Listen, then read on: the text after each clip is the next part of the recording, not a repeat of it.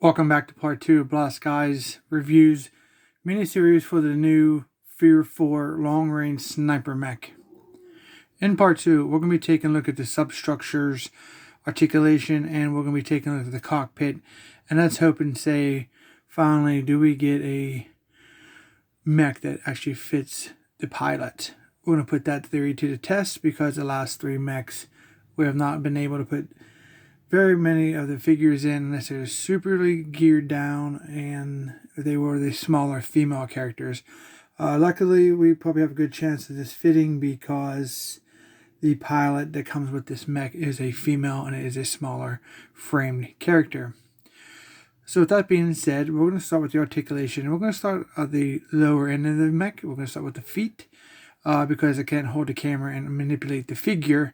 So we're going to work our way from the bottom to the top, and then we'll take a look at the cockpit. So join me on this part 2 of this review, and we'll take a look and see the range and the articulation of this figure. Okay, here we are at the lower level of the mech. We can see his feet. They're, pretty large feet. It's got good stability. It kind of gets a little back heavy when you open up the cockpit, but it stands pretty good nonetheless. The feet are kind of a darker metal color than the actual substructure of the gunmetal legs and body, etc. But for the feet here, first off, we have articulation. It goes down like this. And then we have some up, which is really good. Nice range. Looks really cool. So let's bring it back to stationary here. Then we have a side to side. So we have nice range there for some power stances. Obviously, we have toe articulation up. Back to stationary, not any down, it just goes up. There's no articulation in the back here. It doesn't seem to want to go a 360 rotation. No.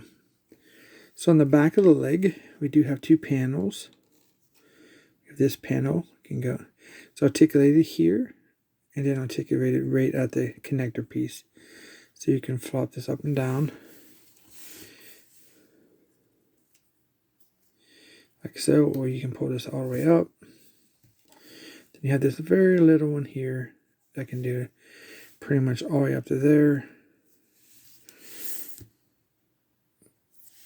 And then back down to be adjacent with the back of the leg.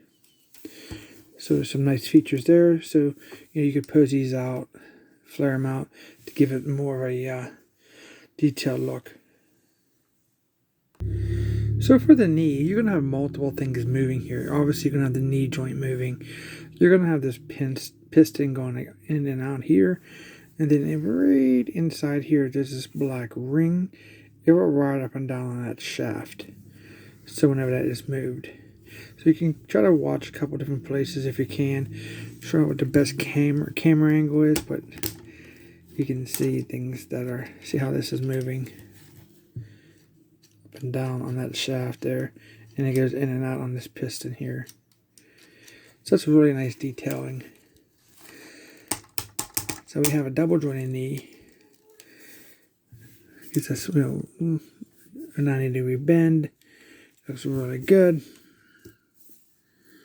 I want to say the bend's here also, but it's kind of hindered.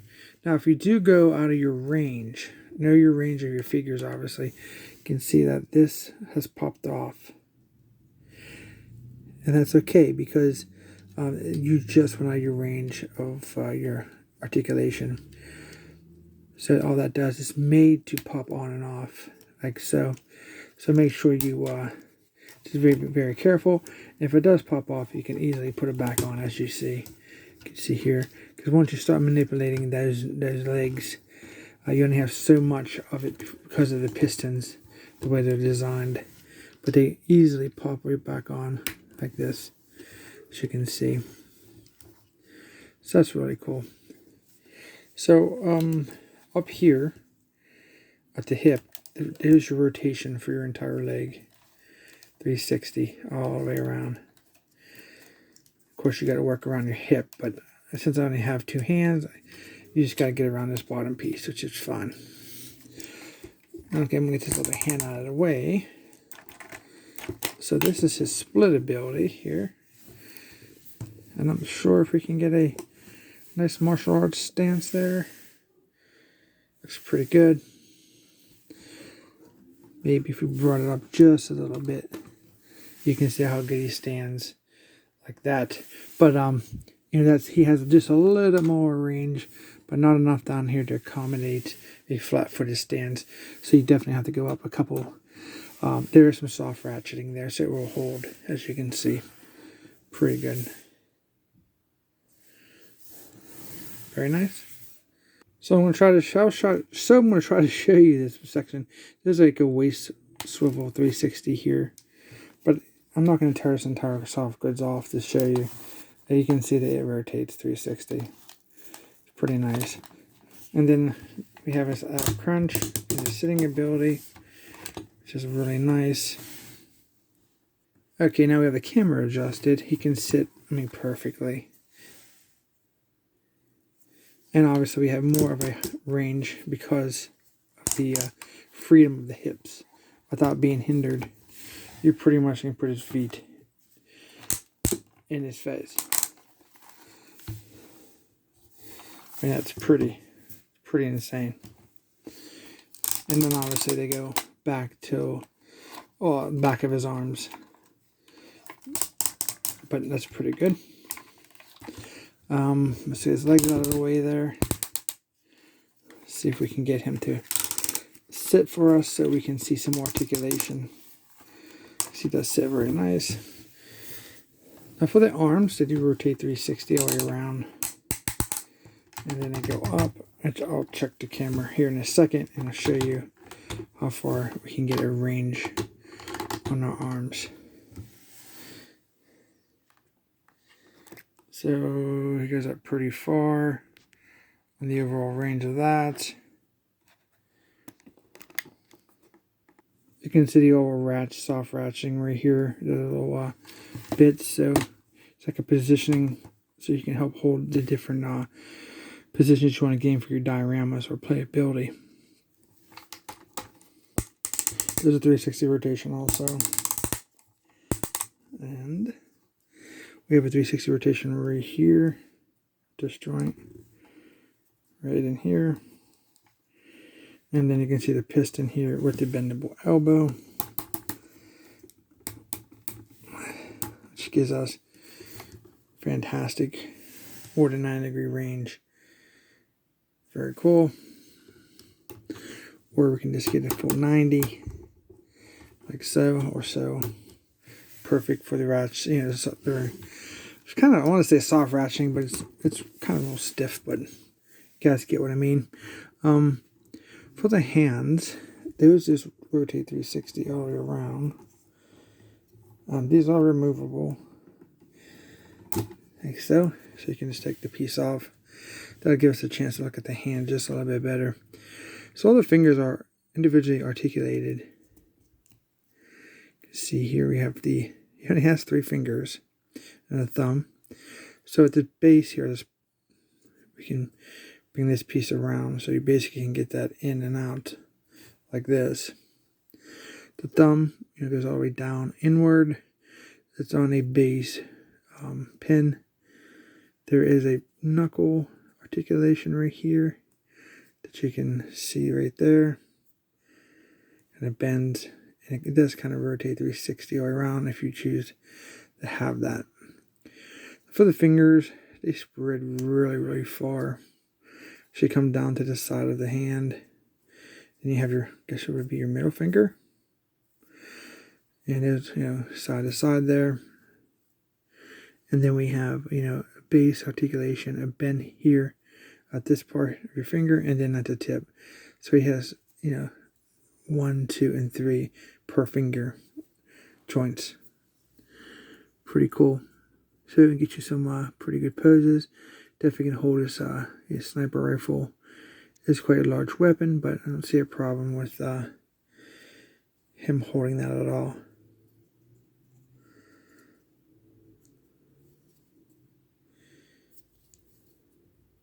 Pretty nice. Okay, so he has these butterfly shoulders, I'm assuming. So this square block here can pivot out. It's a little stiff, but you can see here, this block here pivots out, and you can get him pretty much almost like a, you know, all the way out to the front like so.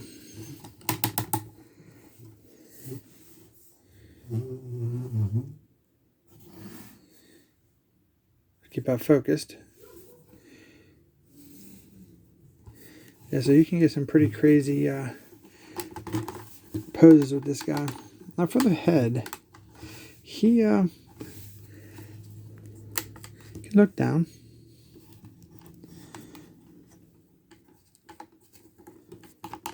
He has a joint to where you can pull his head like upward. You can almost turn it all the way around, but his face kind of hits the cockpit.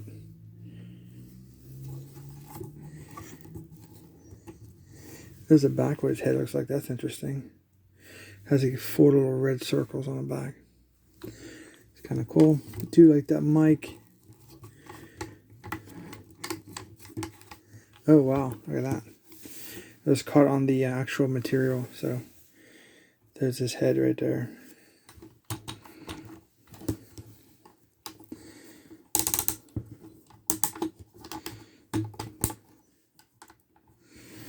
That's pretty cool. So you can see the joint here. The top of the mech, right in there. So he can go all the way back as far as the cockpit, or let him, then all the way forward on this bar here. But then he has the articulation right there, just to bring his head up. Pretty nice. Now for the top of the figure here, we have these. These actually seen these dubbed as 2 different things on different mechs.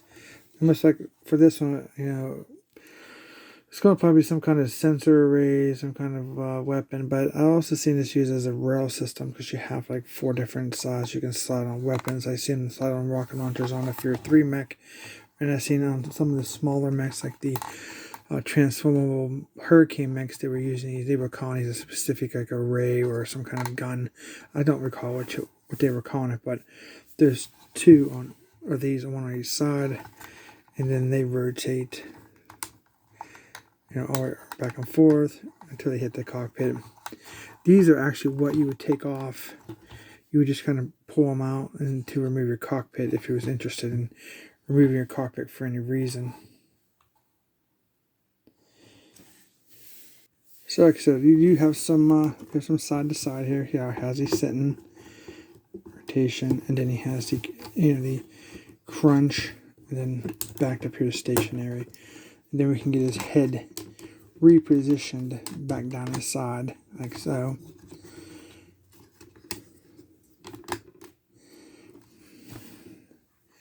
Now for the cockpits, turn this around, and we're going to open it right here at the top, bring it down. It's pretty dark in there, I guess, right?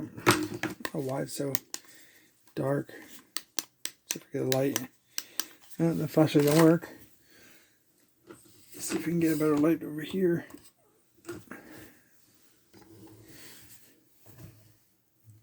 It's pretty dark. So when you first get yours, it's going to have this steering piece here. This is going to be pretty well stuck right in here. You got to find something to pry this open. I don't recommend using pliers or anything like that, because you're going to, you know, chip up your paint or even chip up your plastic. So you find something to stick on there, or just try to break it free with your fingers by going back and forth like this. But this is where your pallet's going to sit. We're going to bring her in. She is. We're going to do a review for her, so don't forget to subscribe so you don't miss out on the review for the pilot. Before we stick her in the seat, we can preliminary check her. Even though she's still all geared up, she's actually, because of the female character, small enough just to fit in to the back of the cockpit like so. And then we can shut the door. No problem. but you don't have this piece on. But if you don't want to fiddle with trying to get her to sit in a correct position, like we're going to try to do here. So let's see here.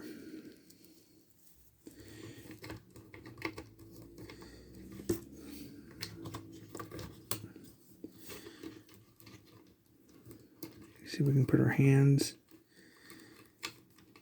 on there. So this is pretty well inside the seat. Now, pretty much got to get her arms in these squares right here. And it definitely fits. It's a little snug. You got to watch, don't smash your arms around or use too much force. But I can get it closed, no problem. So she actually does fit into the cockpit of the Mech. So that's pretty cool.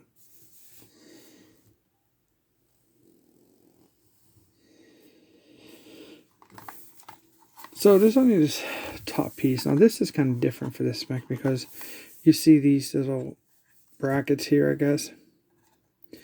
These were the parts that holds on the piece that comes up over the head and down across the chest. I'll show you a comparison with the Fear 3 Mech.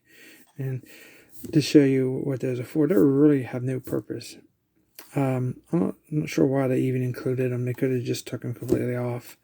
If that was possible, I'm sure it is, because that's a moving piece. Just eliminate it altogether, but instead they just took it off here. And then what do you do with these besides just shove them down? And they pretty much land up on the side of his head, which kind of gets in the way of the articulation. I'm not sure if we can wedge them down even farther if you move the head out the way, but with those being on the side of his head like that, it kind of looks like it's part of, and it kind of gets in the way of his articulation and turn his head side to side. Okay, here is Fear 4 with Fear 3. To take a look at those brackets that are on top of actually his head here. So these things. And then if we come over here, we pick up his jaw, that's removable. His chest piece. You can see those pieces right here that are right there. And they pretty much just removed any potential chest armor. You can see the piece right there. And now he just doesn't have it. So you're definitely getting less of a Mech in a sense of parts being manufactured, which is fine because it's it's supposed to be a different Mech. But if you see those on top of your Mech, that's what that's for. They really don't have any purpose at all. They're just there because every used parts that have been retooled, I guess, if you want to call it a retooled part. But not too bad. Well, that's about it for his articulation. This is part 2 for the Joytoy Fear long-range sniper Mech. In part 3, we're going to be pretty much assembling all his armor and gear onto his body. And so don't forget to subscribe so you don't miss that. We're going to do a review probably after that of the individual pilot review. And I'll be adding this to a playlist. So if you want to watch this through, please look for the playlist for the Fear 4 Mech. That way you can see how many parts we make. I'm not sure, probably maybe 3 or 4. But thanks for watching. Don't forget to subscribe so you don't miss anything. And don't forget to hit that thumbs up, share the video, comment down below, all that good stuff. And we'll see you in part 3.